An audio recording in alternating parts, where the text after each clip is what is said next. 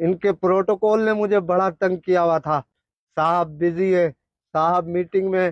آج صاحب بالکل اکیلے ہیں اور کوئی پروٹوکول نہیں ہے. یہ کیا ہو گیا آپ کو؟ آپ تو جج تھے, آپ کا دبدبا تھا, جیسے چاہتے تھے قلم چلا دیتے تھے. ہیں آپ ایسے ہو گئے؟ آپ اتنے تنہا ہو گئے, آپ اتنے اکیلے ہو گئے. یہ کیوں؟ آپ یہاں پہ بھی جج ہی ہے نا صاحب. صاحب یاد ہے میں وہی ہوں جس کی بائک چوری ہو گئی تھی. میں آیا تھا آپ کے آفس کے باہر 6 گھنٹے کھڑا تھا, مگر آپ کے پروٹوکول والے تو مجھے اندر آنے ہی نہیں دے رہے تھے. وہ کہہ رہے تھے صاحب بزی ہے. تو آپ یہاں پہ بھی ڈی ایس پی ہے کیا؟ اب آپ ڈی ایس پی نہیں ہے؟ اب آپ کے گارڈ مجھے روکیں گے تو نہیں؟ کوئی مجھے دھکے دے کے باہر تو نہیں نکالے گا؟ ہیں میری بے عزتی تو نہیں ہوگی یہاں پہ؟ آپ تو وہی صاحب ہے نا جس کا لاہور میں الگ بنگلہ تھا, کراچی میں الگ, اسلام آباد میں الگ, اور آپ کی فیملی یو کے میں رہتی تھی. مگر آج کل آپ اتنی چھوٹی جگہ میں رہ رہے, تو لوگ کیا کہیں گے؟ آپ کی عزت پہ بات نہیں آئے گی؟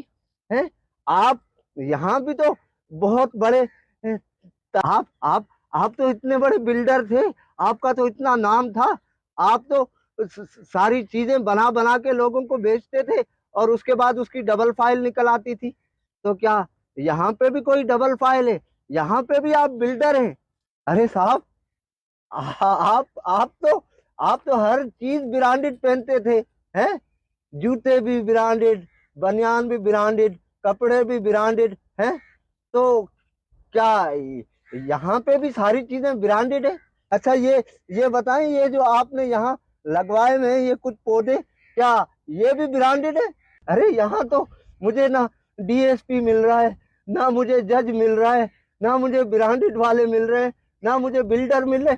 ارے یہ حاجی صاحب, حاجی صاحب, حاجی صاحب کچھ بولیں تو صحیح. حاجی صاحب, حاجی صاحب آپ تو بہت بڑے تاجر تھے. آپ چیزیں اسٹاک کر کے رکھتے تھے اور اس کے بعد اس کو ڈبل ریٹوں پہ بیچتے تھے. آپ یہ سوچتے تھے کہ چیزیں مہنگی ہوگی تو میں ڈبل ریٹ پہ بیچوں گا تو منافع ہوگا. تو یہاں بھی آپ ساری چیزیں کیا ڈبل ریٹوں پہ بیچ رہے ہیں؟ اور کیا یہاں بھی آپ حاجی صاحب ہیں کیا؟ جو آج صاحب مسند ہیں وہ کل نہیں ہوں گے. کرایہ دار ہیں, ذاتی مکان تھوڑی ہے.